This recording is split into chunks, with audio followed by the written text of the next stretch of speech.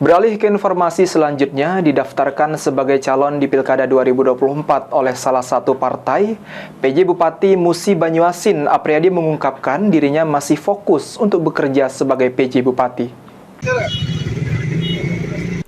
Menanggapi sebagai calon kepala daerah diusung oleh salah satu partai untuk Pilkada Musi Banyuasin 2024, PJ Bupati Musi Banyuasin Apriyadi yang dikonfirmasi masih menanggapi santai.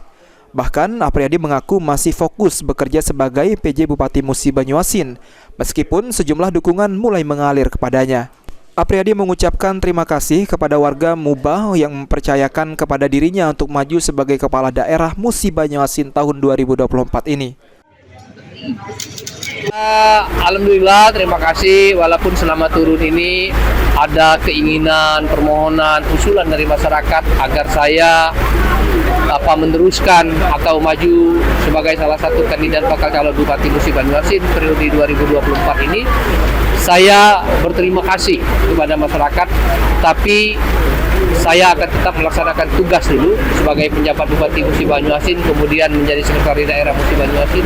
Insya Allah nanti suatu saat saya akan menjawab apa keinginan, harapan dari masyarakat tersebut. Tapi kalau sekarang saya akan tetap fokus untuk bekerja terlebih dahulu.